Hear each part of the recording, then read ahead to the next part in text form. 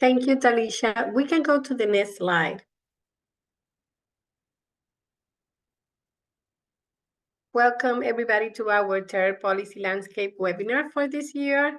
It's great to have the opportunity to talk with all of you about new policies and initiatives.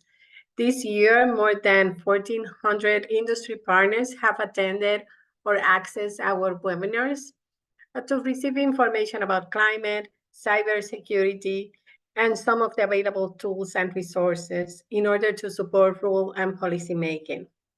If you want to access any of our previous webinars, please visit the GSA Interact page and search for Policy Landscape Webinar, and you will see all the different recordings and material that we have presented so far.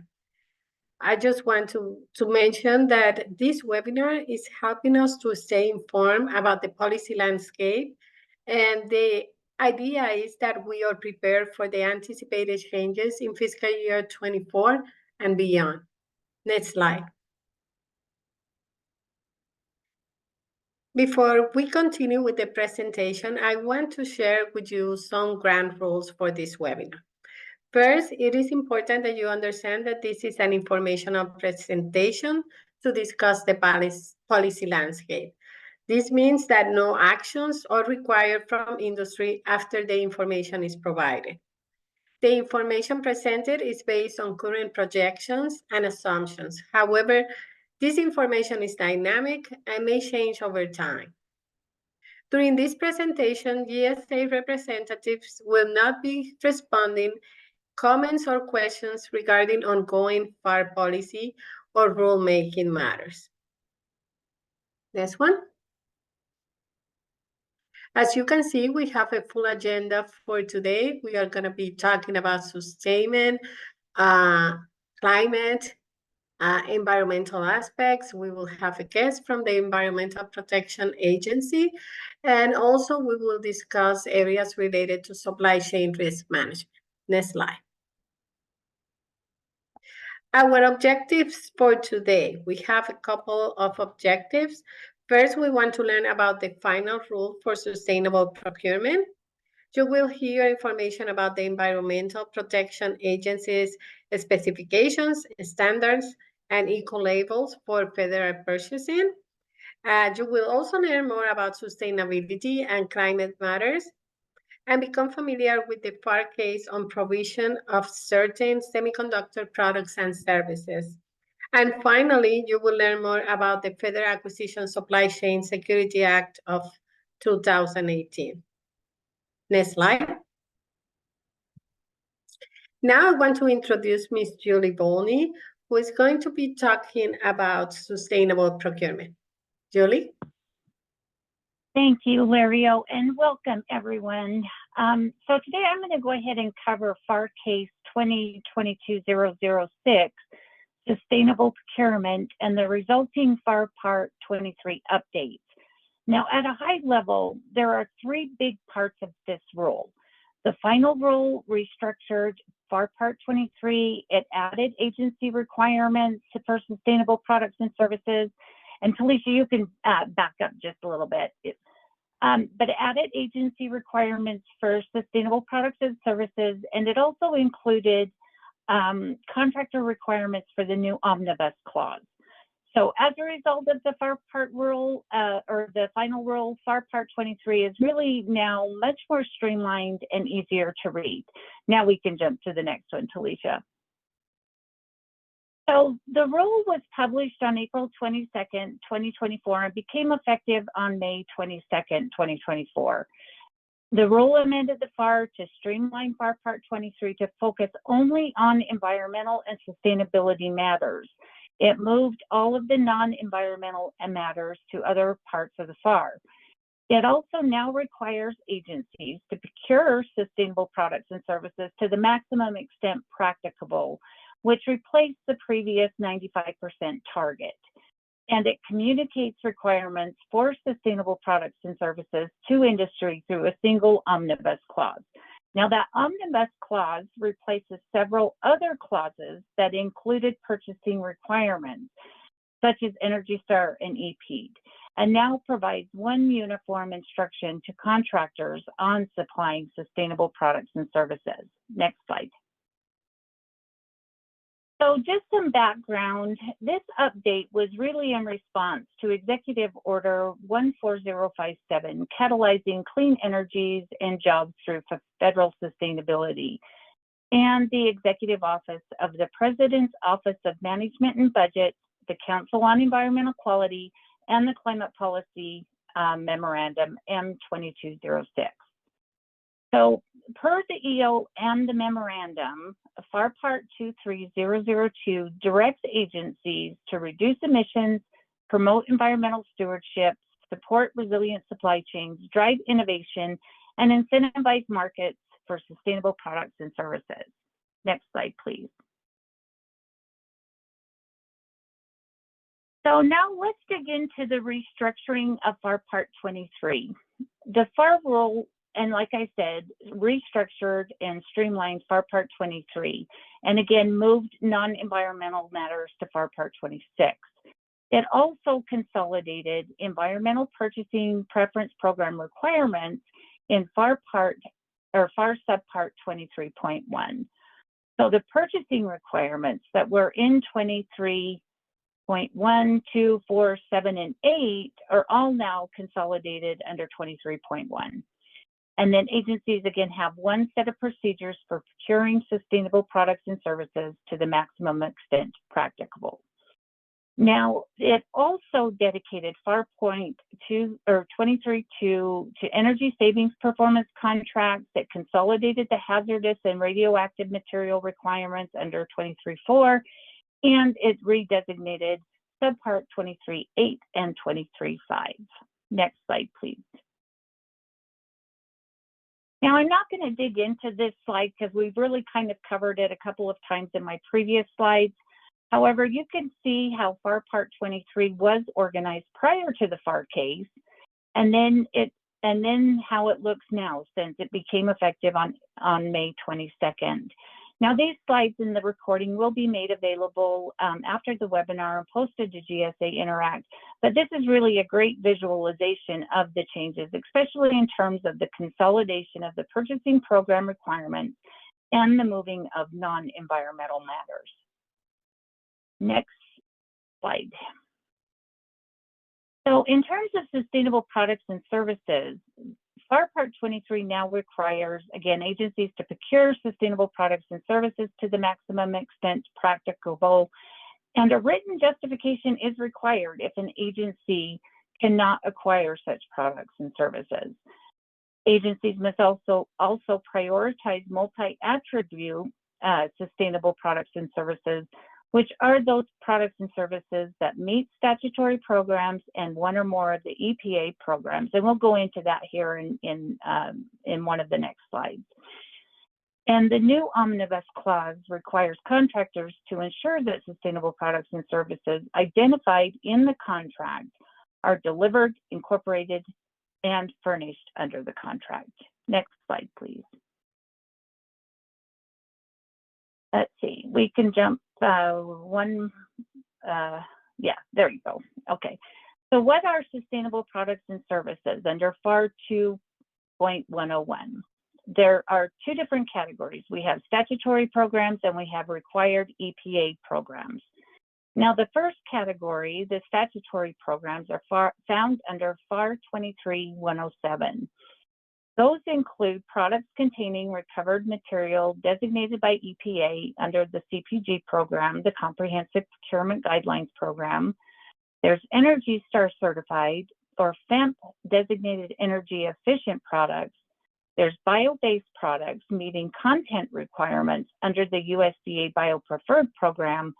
And then there's acceptable chemicals, products, and manufacturing processes listed under EPA's SNAP program, the Significant New Alternative Policy Program. Now, the second category are the required EPA purchasing programs that are found under 23.108 and include WaterSense, Safer Choice, products and services that meet EPA's recommendations of specification standards and eco-labels as of October 2023.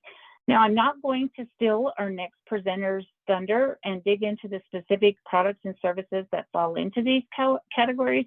However, I will note that EPA was removed by name from the FAR and is under EPA's recommendations and is still required for several IT product categories.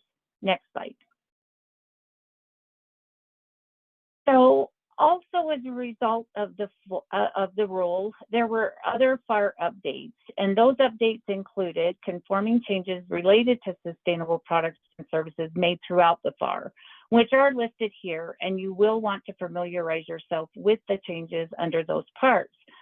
Now, some of those changes included updates to the requirements definition, acquisition planning, contract administration, all of which include instructions on purchasing sustainable products and services to the maximum extent practicable.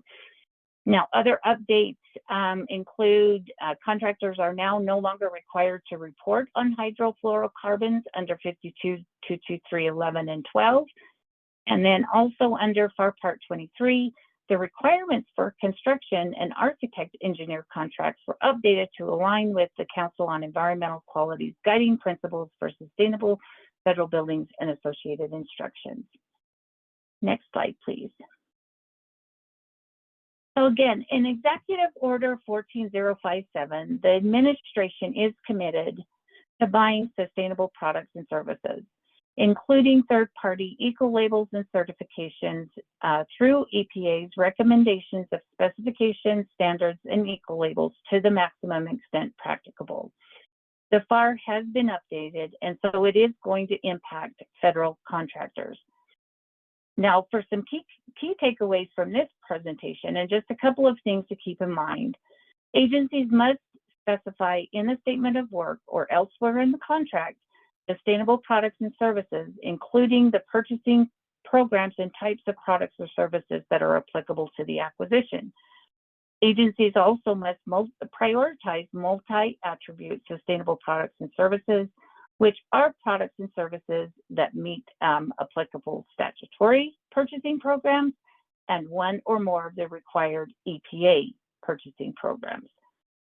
And then contractors will need to ensure that they're offering and delivering products and services as specified in agency solicitations and contracts per the new omnibus clause at FAR 52.223.23. And then also contractors should consult with the green procurement compilation to learn more about the statutory and required purchasing programs and determine the specific sustainable requirements that apply to the individual product categories. Now, we do have Melissa Miner from GSA presenting to us today, and she'll be going over the GPC, and she will share some more information and resources available to industry. Next slide, please.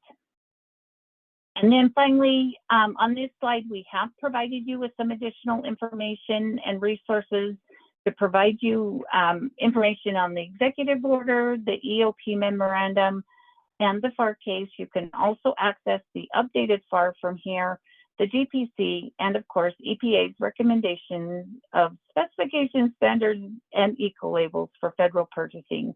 Again, the slides will be available following the webinar and will be posted at GSA Interact. Now that concludes my part of the presentation, and it's my pleasure now to introduce you to Mr. Jonathan Rifkin of EPA to present to you EPA's recommendations of specification standards and eco-labels. So Jonathan, whenever you're ready, go ahead and take it away. Sure, thank you so much, Julie. Can you hear me? Good. All right, so hi everyone, and thank you, Julie. I'm Jonathan Rifkin. I'm a member of EPA's Environmentally Preferable Purchasing Team, and today I'm here to talk to you about using eco-labels to enable impactful sustainable procurement. And in particular, today I want to talk about one of our tools, the recommendations of specification standards and eco-labels. It's a mouthful, so the recommendations for short. And it's especially relevant in light of the new changes to the FAR that Julie was just talking to us about. Next slide, please. So I want to just revisit one of the pieces of instruction under FAR 23.108, which is highlighted on this slide, and it directs COs after meeting purchasing program requirements such as Energy Star, FEMP, CPGs, BioPreferred, to purchase products and services that meet required EPA purchasing programs like Safer Choice, WaterSense, and the EPA recommendations. Though I definitely encourage you to visit the websites for all of our sister programs like Safer Choice and WaterSense, today I'm here to just help you become a little bit more familiar with the EPA recommendations. Later on today, you're going to learn about ways in which you can search for products that meet all of these EPA programs through the Green Products compilation. But to be clear, today we're talking about the EPA recommendations. So with that, let's get started. All right, next slide, please. Keep going. I think there was some animation there. There you go. Thank you. Next slide. Thank you very much, Ray. There are several directives that instruct the federal government to purchase sustainable products and services, and these are listed in the top corner of the slide that you're looking at right now. They include the Biden administration EO 14057, Federal Sustainability Plan, and OMB Memo 2206. Considering that the federal government is the largest single purchaser of goods and services in the world, with $690 billion of spend annually, the fact that these directives exist has enormous impact. Through these directives, the federal government is leveraging its spend to achieve the goals that are listed on the slide. And let me list off some of them for you. One is helping the federal government to meet a net zero emissions procurement goal by 2050, prioritizing products that do not contain PFAS, prioritizing products that can be reused, refurbished, or recycled, and procuring products that phase out single-use plastics. All of the goals I've mentioned are met through use of standards and eco labels that exist under the recommendations. But the last 2 points listed on the slide to the far right are specifically referenced in the new FAR rule. And they state that 1, purchasers should prioritize products and services that address multiple environmental or human health impacts at the same time. And 2, that purchasers should ensure compliance with statutory mandates and then other programs recommended by the EPA. And of course, the EPA recommendations is one of those EPA programs recommended at this point, once again demonstrating the relevance between this and these new changes to the FAR. Next slide, please. So before we move forward, I want to just establish some definitions for the terms that I'm going to be using as we move forward. 2 of those terms include environmental performance standards and eco labels. So first, we have environmental performance standards. I like to think of these as an instruction manual or recipe that you need to follow to designate a product or service as environmentally preferable. They're often established by multi-stakeholder groups, and they set the level of performance for those products. Second is the eco label. The eco label is the actual mark placed on product packaging. It helps you to easily identify the products that meet specific environmental performance criteria and have therefore been deemed environmentally preferable. Eco labels can be owned or managed by government agencies, nonprofits, environmental advocacy orgs, private sector. And today I'll be talking about all different types of eco labels and how the federal government utilizes them. All right, we can move next slide, please. So let's talk just about some of the benefits of utilizing standards and eco labels. My team has been participating in sustainability standards development and using them for more than 25 years. And over that time, we've developed some lessons learned that are worth sharing. And some of those benefits and lessons are listed on the slide. So first, they are available now. There's no need to reinvent the wheel. And these standards and eco labels exist on the marketplace, therefore providing you an immediate way to address key environmental issues. They provide a collaborative and voluntary consensus-based approach that calls upon inputs from varied stakeholders, which really just means that you know that the most relevant perspectives were considered when these standards and eco labels were created. They provide purchasers with third-party verification, which can help purchasers to avoid greenwashing, which is the making misleading claims against the label or standard. And perhaps most importantly, they make this process much easier. Credible standards and eco labels offer answers to very complicated issues that purchasers sometimes can't or frequently just do not have the time to grapple with. And so there's a lot of value in pursuing and using this great resource. So let's go to the next slide, please. So with that, that kind of gets us to the purpose of the environmentally purchasing program. If you've done research on sustainable procurement, if you've tried to engage this issue, you may have found that there are a lot of eco-labels out there. You can even see this just in your personal lives when you go shopping, and you may see dozens of eco-labels just in one trip. When you do, it's hard to know exactly what these eco-labels are addressing. Are they single attribute? Are they multi-attribute? Are they greenwashing? Do they have a valid third-party certification? It's complicated and time-consuming for consumers to sort through all of this and know which ones are the appropriate standards or eco-labels to be using. And this is exactly where the EP program comes into play. Next slide, please. So the recommendations of specification standards and eco-labels for federal purchasing, again, a mouthful, so the recommendations specifically addresses that confusion. The recommendations take that large global marketplace of 460 or so eco-labels that are out there today, and we run it through an assessment process to determine if they can be a part of the recommendations.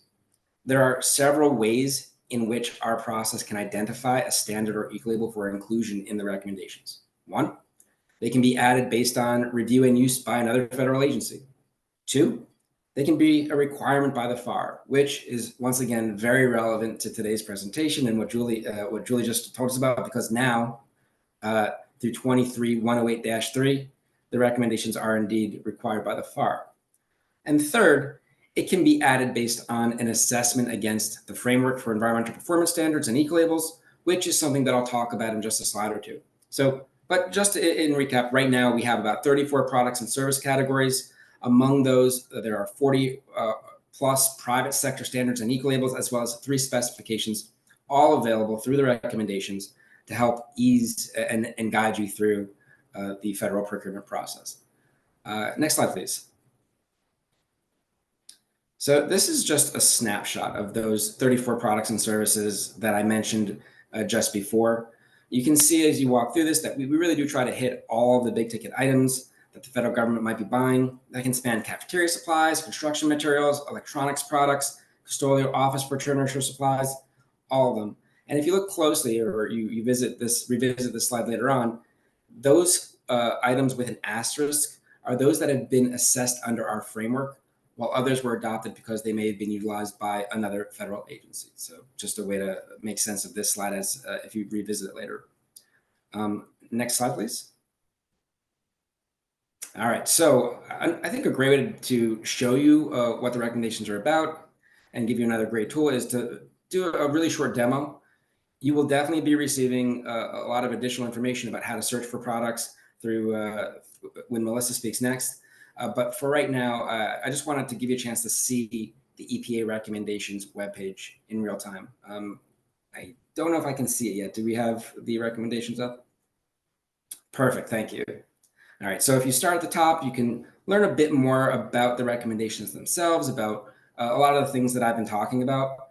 If you scroll down a little further, you will come across a dynamic search tool, which if you click nothing will allow you to see all of the standards and eco-labels that are certified under the recommendations.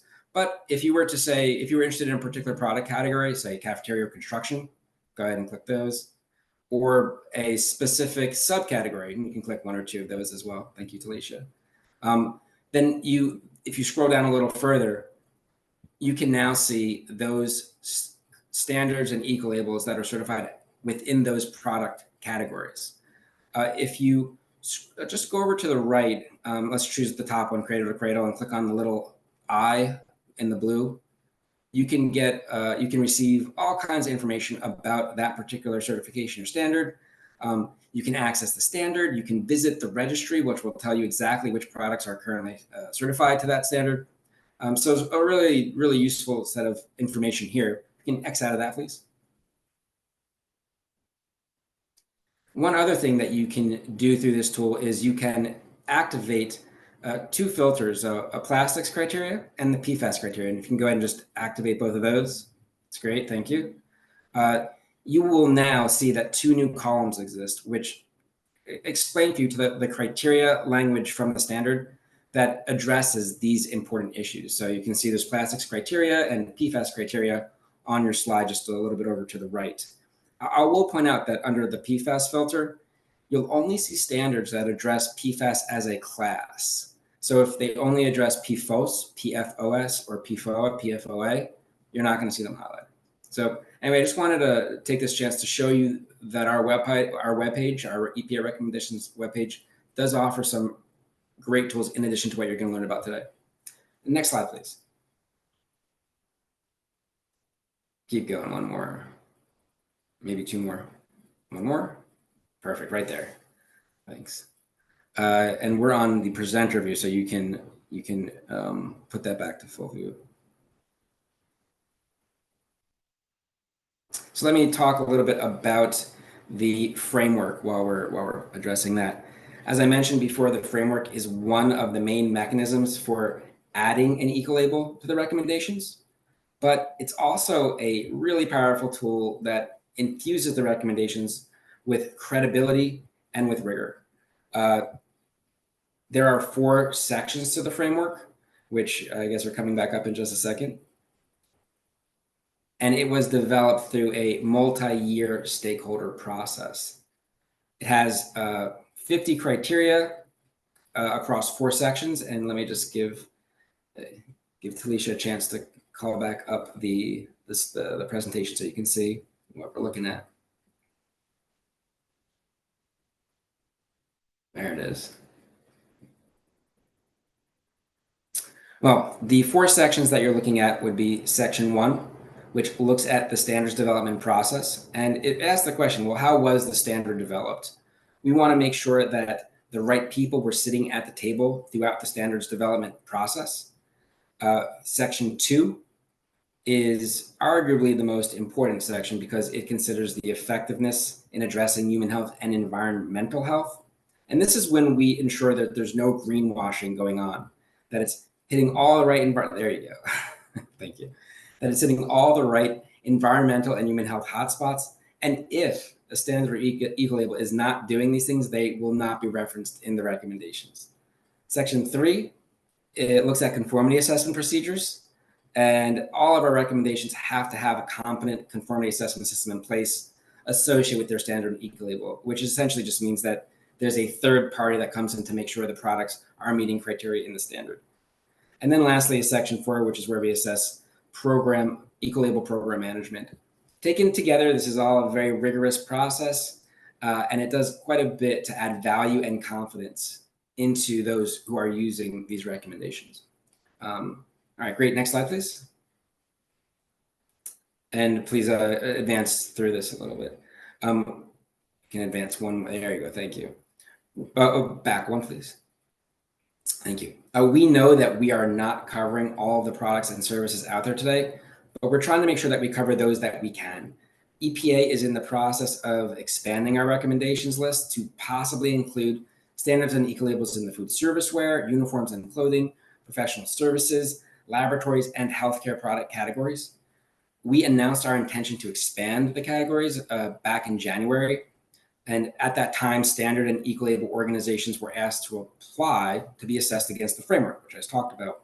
And since then, we've been reviewing their information and hope to share the results of which standards and eco-labels will be proposed to be added later this summer. Due to the FAR update and the fact that the EPA recommendations is now specifically referenced in the FAR, all updates to the recommendations will go through a public comment process, and we will share that information about that process as soon as possible.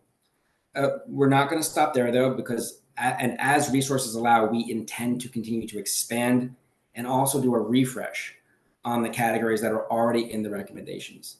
So to make sure you receive updates and announcements about our progress, we encourage you to visit our listserv, and that's available on this next slide, along with, next slide, please, along with my email address and a QR code to help you learn a little bit more about EPA's Sustainable Marketplace.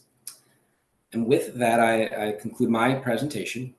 Thanks, everyone, for your time. And now I would like to hand this on over to Melissa Miner, who's going to talk about some tools and resources that are available to you. Thank you, John. So I'm Melissa Miner. I'm the sustainability lead for the Federal Acquisition Service, Office of Policy and Compliance. Just want to share a quick update. GSA finalized the reduction of single-use plastic packaging rule earlier this month. The rule, which amends the GSA acquisition regulation, aims to reduce single-use plastic waste by encouraging contractors to state whether they offer single-use plastic-free packaging. Single-use plastic packaging, as it pertains to this rule, means any plastic used for the containment, protection, handling, delivery, or presentation of goods by a producer for a consumer with the intent of being used once and then discarded, recycled, or disposed of immediately after its contents have been used or unpackaged, and typically not refilled or otherwise reused by the producer. So as a result of the rule, federal supply schedule contractors will soon be able to highlight their single-use plastic-free packaged products with a new icon on GSA Advantage. The new icon will make it easier for agency buyers to identify and select products that help them meet their plastic waste reduction goals. To implement this new rule, GSA will deploy the icon, modify multiple award schedule contracts, and encourage contractors to highlight products available with single-use plastic-free packaging. Next slide. So GSA makes it easy for you to determine which products have sustainable acquisition requirements that apply to federal buyers. The Green Procurement Compilation consolidates federal statutory purchasing programs and required EPA purchasing program information into one place, making it an easy-to-use single point of entry for identifying the sustainable acquisition requirements for a given product or service. The site also has lots of resources for sustainable acquisition, and we'll explore some of those today. Next slide. So the website address is sftool.gov, then select the Procure Products and Services menu found at the top of the page. Once you are in the Procure section, this is also what we refer to as the Green Procurement Compilation. Using the Vendor Resources link on the main page, you can access resources tailored for vendors working with federal agencies, which include federal acquisition regulations and executive orders, and details about the various purchasing programs that apply to federal acquisitions, as well as guidance on climate risk management planning, our frequently asked questions, and training such as the greenhouse gas management training for federal contractors that GSA and EPA jointly issued. Next slide, thanks. The SF Tool product search is the easy button. It is the blue box on the Green Procurement Compilation main page. It's where you can find the specific products that comply with many of the sustainability requirements. This isn't a portal to purchase products, but a market research tool to find details about the products available to help buyers simplify procurement, documentation, and reporting. The products listed comply with at least one or more of the required purchasing programs applicable to federal procurement, and it's the largest curated database of sustainable products. The services section of the site includes information about 9 commonly procured services. We have a section under each category for required green products in support of the services categories, including when service contracts require sustainable products and services to the maximum extent practicable. You can see which products pair with these services and meet those requirements by selecting the Viewing Related GPC Products links, which are directly in this section. There's also an optional green practices section, which provides simple lists of best practices that capture how to make services more sustainable. The product pages include over 600 product categories covering specific purchasing requirements from each product type, including the EPA's recommendations. The product pages also define the prioritization of purchasing programs to align with the FAR Part 23 changes. There is a legal requirements section that covers the specific FAR subsection that apply to each purchasing program for a given product. There's an additional guidance section that outlines best practices beyond the requirements.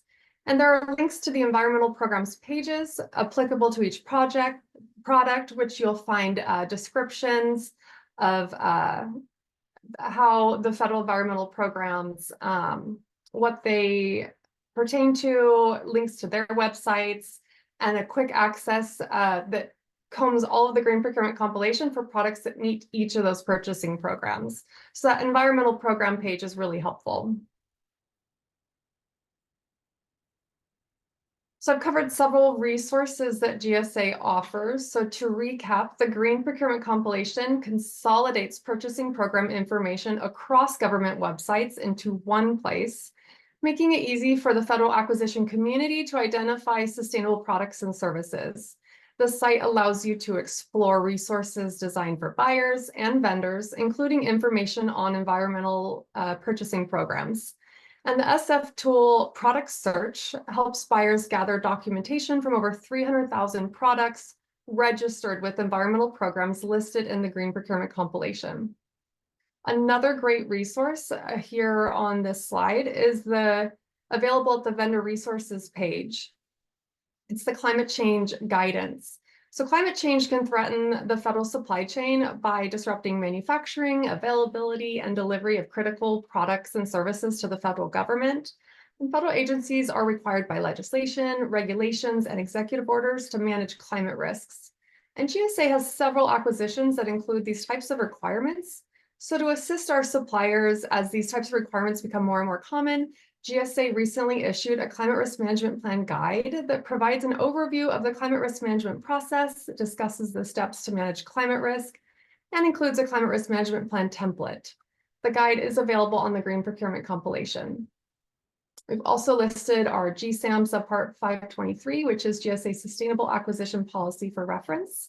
And that is, the GSAM is what has been issued the single-use plastic-free packaging rule. Now we'll hear from James Crow and Kelly Arts on supply chain risk management.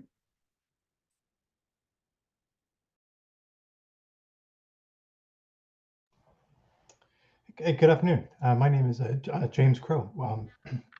Please, next slide, please, Talisha.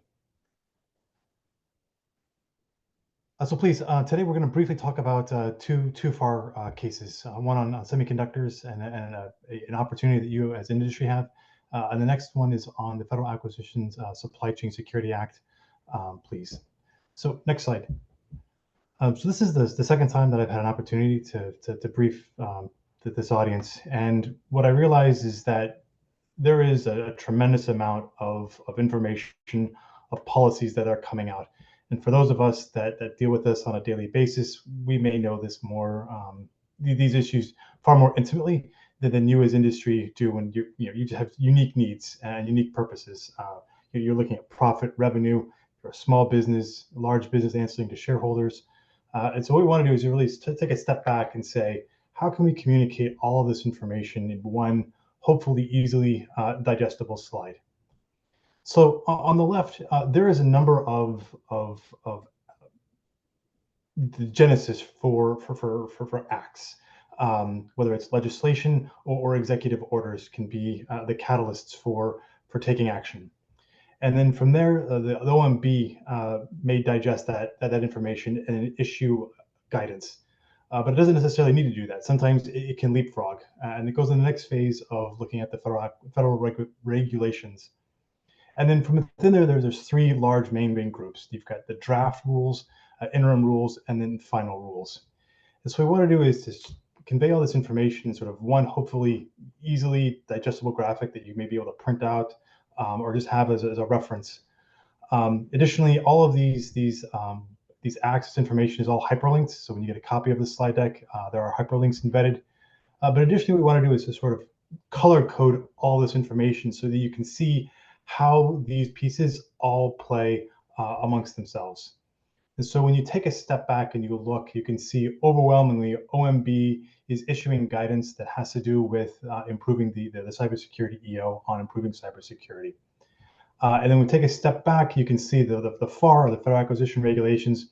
It's that hodgepodge of multicolors that are coming into play because they're issuing guidance based upon all those EOs or legislation that's coming out. But you can sort of see that there's a bit of a trend in the color code in red, and that there are unique actions, whether it's the draft, proposed, interim, or final, that all have to do with FASCA orders.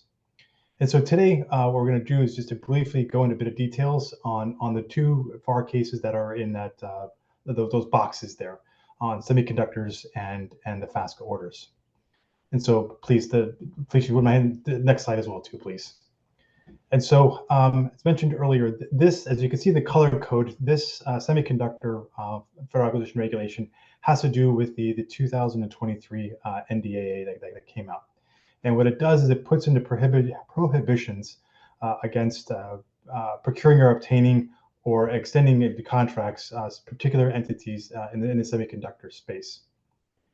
And so please, on the next slide, what I really wanted to do is the overwhelming intent behind me solely speaking about this today is to highlight to you as industry a very unique opportunity that you have to provide comments on this federal acquisition regulation.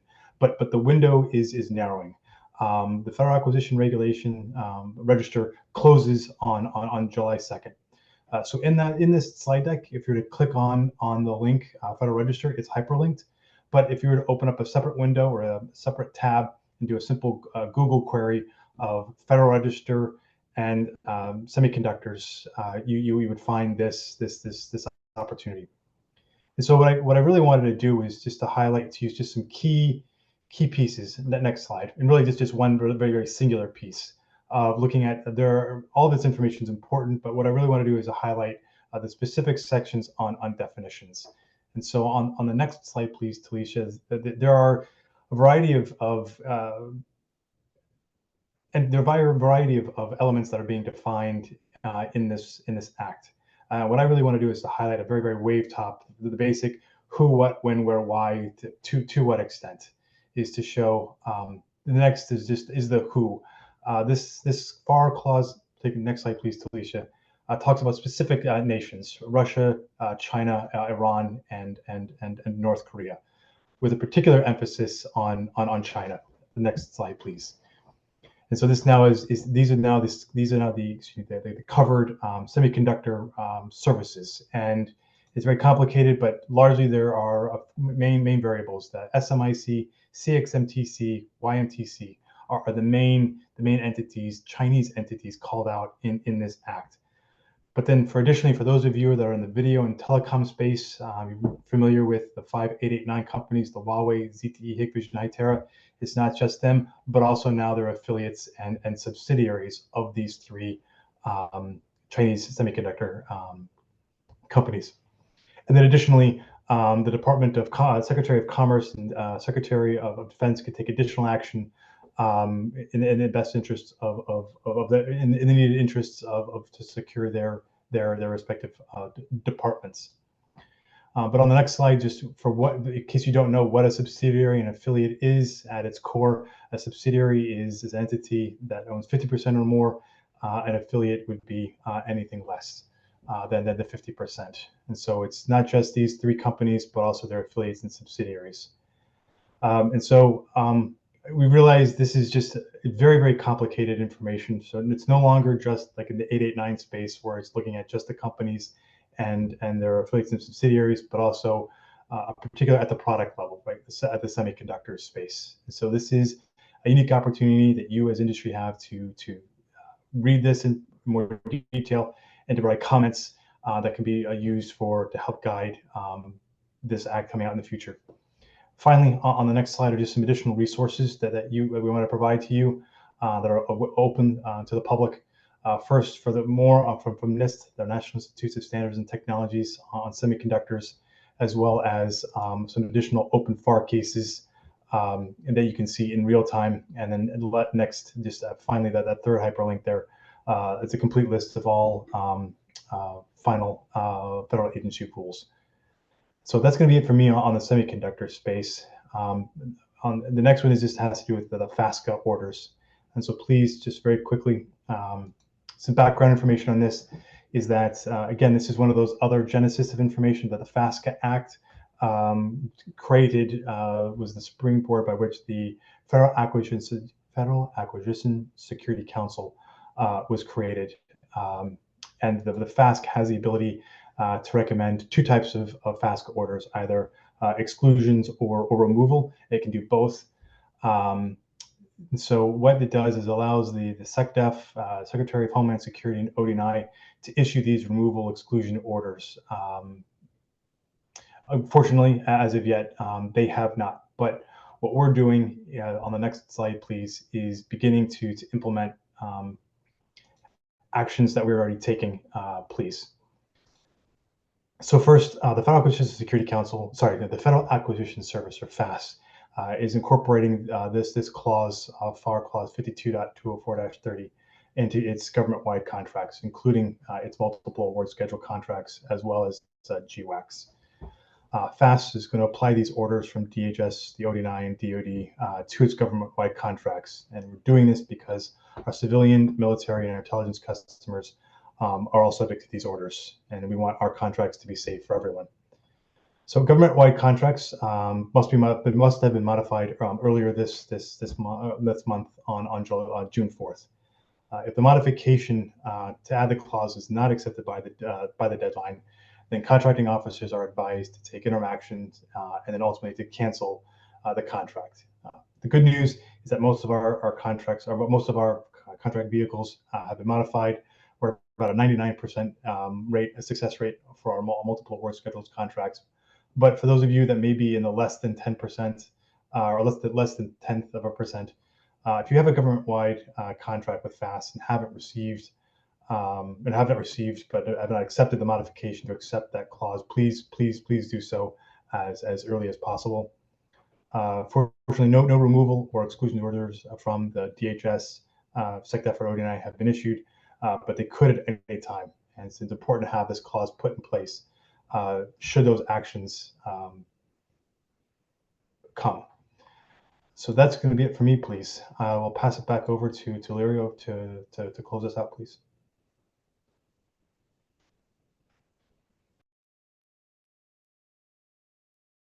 Thanks, James. Thank you for joining us today. Before we close the webinar, we want to highlight some of the key points discussed today. Number one, I want to ask you to take time to review the final rule for sustainable procurement and the updates to the FAR Part 23. Also, we want to invite you to visit the EPA's website and the GSA Green Procurement Compilation website to learn more about the specifications, standards, and eco-labels. And finally, we want to recommend you to become familiar with all the supply chain risk management policies and rules that are coming. Additionally to that, please fill out the webinar assessment that will show on your screen pretty soon. It will be open for 15 minutes. This survey is very important because your feedback will help us improve future webinars. And please remember that this is an informational webinar, so no additional actions are required at this point. Thanks again for your interest and participation in our third policy